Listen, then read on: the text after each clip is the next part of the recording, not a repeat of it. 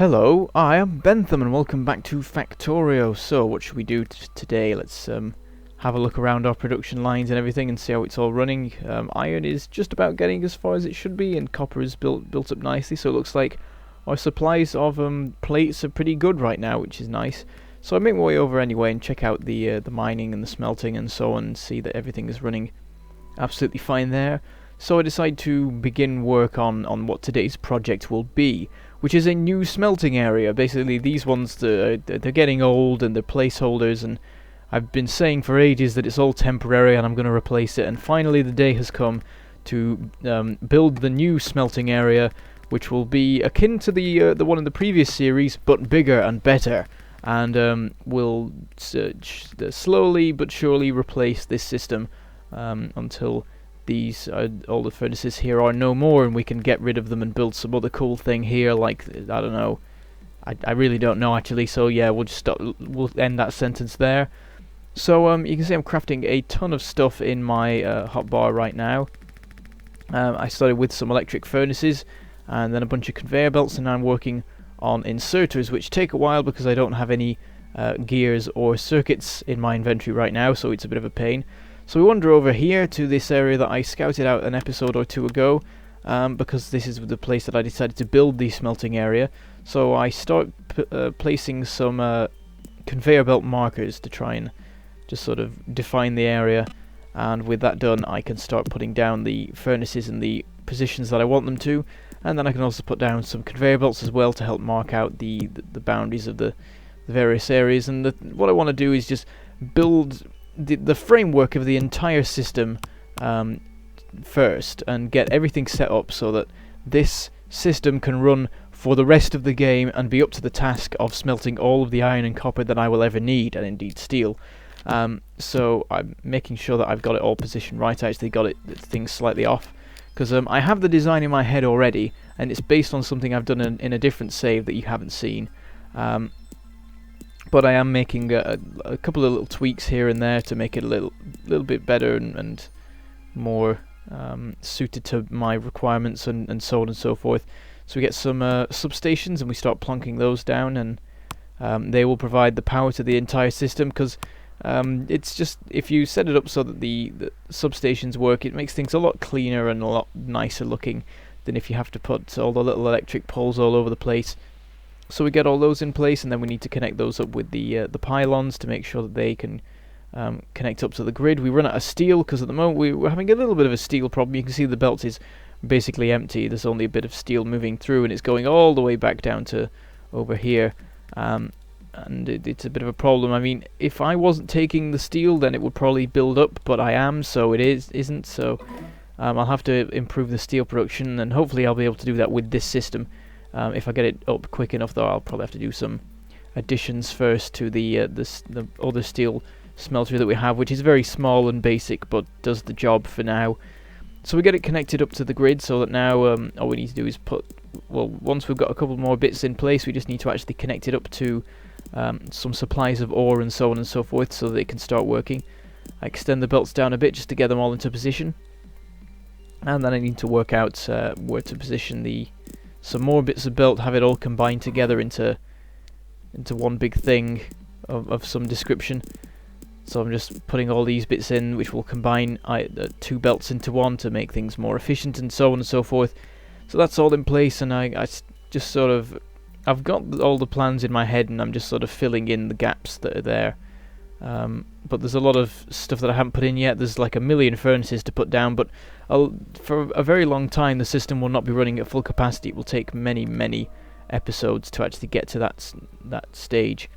So now that I've got the basic structure set up, let's try hooking up some ore to it. So I siphon off a bit of the copper ore that we're mining, and then work out how to connect it up to the rest of the system, so I can get some conveyor belts going through the defensive wall that we set up. We're gonna have to set up one further out to keep everything properly defended. Then I have to grab a ton of iron because I'm always running out of that. We get some science done as well, so sort of running out of things I can research with green and red and not blue. Well, I mean, we've got blue production going, but it's not going very fast, so we can't just keep it running constantly. If we want to be efficient with our science, then we want to be not researching blue science stuff a lot of the time. So we get the copper ore going down to the smeltery, and then we have it coming back up from the smeltery to the copper supply. Of course, this is a bit of a detour, but it's just a temporary thing still, because that ore deposit is obviously going to deplete, and then at that point it'll make a lot more sense to bring the copper ore over to that smelting area to have it smelted. So it's hooked up now, and you can see it's flowing along the line, which is great. So we can slowly expand that area and continue to develop it, and eventually we can just have all of the copper ore going through there rather than just a little bit that we have right now. So anyway, I had a little bit of an inspection of the power system, and I decided that we're going to do some upgrading there. So I grabbed a few more solar panels to take up to the area that we have up in sort of the northeast. Take my car over there, weaving my way through the all the trees and the all the stuff, the pylons and so on, and I can get these all this stuff set up. Another 4 squares to put in, so I've got a lovely 4x4 pattern now, which is nice. And of course it's every little helps towards using more solar power and less steam power. So making my way back home again, dodging through rocks and so on, and I need to clear that route a bit for later on when I'm driving through there, because there'll be plenty of times where I'm driving over to that for a while I'm continuing to expand it. Though I suppose eventually I'll do the thing that I did in the previous series, where I have a secondary solar panel system somewhere else where there's a bit more open space. So I decided to expand the copper production a bit more, get it hooked up to to a second set of smelter things, furnaces. It's all still fairly temporary. The system that we're using to deliver the copper is going to be changed later, I expect, once we're having ore delivered by train. But again, that is a very, very long way away. We're talking like 10 episodes sort of time away, I would expect, because there's a lot of ore really nearby at the moment. We want to get it all mined away so we can start doing some proper outpost building with trains delivering things all over the place. Anyway, I've gone and grabbed some more coal because I've realised that some of the furnaces are running out, because I haven't dealt with that for a while. And this is well, it shows that this system is sort of not very good, really, because I'm having to manually deliver the coal. I could have got conveyor belts, but it just wasn't worth it because it was temporary in the first place, and it means that we have, like, because of all the manual delivering, I want to get rid of this nice and quick so that we can, so that I don't have these problems anymore, having to take the coal to the furnaces and so on. And also, we don't want to be using coal as much anyway. We want to be switching over to electric furnaces because that is just a lot better. So anyway, I had a look in the storage chests for a second and just put some stuff in and so on, and then make my way back over to smelting. Everything's going fine there, and I decide to run down to the south because our pollution cloud, it stretches for miles now, you can see, and we need to deal with the biters that are about to end up inside the cloud. So I run in and just start, I destroy that base. We get 9 alien artifacts from that, which is quite a lot, really. It's a good haul. And then over to this one over here. Take this one out as well, because this is quite near the cloud. In fact, I think the cloud was starting to overlap this area, so that was a definite priority. And then there's one over here that's a bit further away, but we're going to be building some stuff on the big iron deposit that is just above us there, so that we would probably need to get rid of them sooner or later. Also, just after I did that, we had a little attack on the main base. 1 or 2 biters ran in and got shot down. So I guess it was a retaliatory attack for what I did in the south. The northern biters are obviously in contact and very angry that their brethren have just been murdered horribly. Such is the way of things when you have to colonize a planet or whatever. Well, it's not really colonize, industrialize a planet, I suppose is the thing. So, making my way back to production, you can see the copper has gone crap, which is a shame, so I'm going to have to do something about that soon enough. And then I went way back over again, because I was just doing a little inspection, really, of the area, working on more science to get done, and I also checked up on how many blue science packs we had, so I can work out when to when to do research that requires blue science packs, and so on. So I decided to add some more mining drills in on this iron deposit. We want to get this mined as quickly as possible, really, though of course it would need to be smelted as well, or otherwise it'd just build up and the mining drills would stop. We want to get this all mined so that we can get this area clear, and we can start relying entirely on the deposit to the south. We haven't started working on that yet, but we will soon enough, and that will become our main source of iron for, I expect, a very large portion of the game. So anyway, I'm doing some tweaks here in this smelting area. I've put 2 electric furnaces in, and then I've taken out 2 of the steel furnaces and then moved them to steel production. So no wasting there, and everything's still, the usage of iron has gone up a little bit, but we've balanced that by adding in the mining drills and so on. And then we just need to do a little bit of tweaking on the belts to keep things running at full pelts, because of course this system, we've been overclocking it for a while now, and it's getting a bit painful. We're probably going to need blue belts if we want to upgrade the speed any more than this, which it's not worth it really. I mean, I haven't got the system set up, I need to go do that. And in fact, I don't do any work on the main production line in this episode. It's all working on the supplies of the iron and copper and so on. But anyway, you can see I just turned around a conveyor belt there, and the reason for that is that I've decided to shut off one of the steam engine columns, specifically that one that's right there. It's in the middle of the base, and that's a bad place to be because we want the pollution to be created over by the shore to the east, where less biters. Well, it just means that the pollution cloud is further away from the biters that are on land over here. I don't know how far that across that lake is. So it could be that there's some biters on the other side and they're going to start getting really annoyed and running around. But for now, we're going to just dump our pollution over the sea and deal with the consequences later. So anyway, I'm running along grabbing iron off the line again to just keep supplied. And then also steel, and I basically take all of our supply of steel that's remaining. There's just a little bit left on the end of the belt. So that's a bit of a problem, though we did just upgrade steel production, so hopefully that helps things. And overall the effect is, well, overall we have more steel in the long run or whatever. Check out the power system again, see how things are there. And then I make way back over to the steam engine area, because of course I've just disconnected these engines, and so I want to watch the power grid and also the boilers as things start to shut down in this area, and see how the accumulators cope with it. So as the night wears on, one by one the boilers run out, and the power generated by steam drops, meaning that the power that the accumulators need to provide slowly increases. So I just keep an eye on that and see how it goes, have a look at how much we have in the accumulators, to see if it can deal with the steam engines power production dropping. So you can see it gets down to just under 200 megajoules or whatever it is of power stored, and then starts recharging again because the sun has risen. So that seems pretty good. I mean, it could be better, so I'll probably do some work, and in fact that's what I'm going to do right now. I'll run over to the production area for one of the few times that I do, to grab some accumulators and solar panels, because I'm going to go and add some more to the system just to make sure that it can cope with the steam engines being shut off. So I make my way back over to the east to hop in my car so I can go and supply things, but I decide to just go over to the northern sort of wilderness first, because there's some biter bases that are close to the pollution cloud on this side as well, and also they have been attacking, so they definitely need dealing with.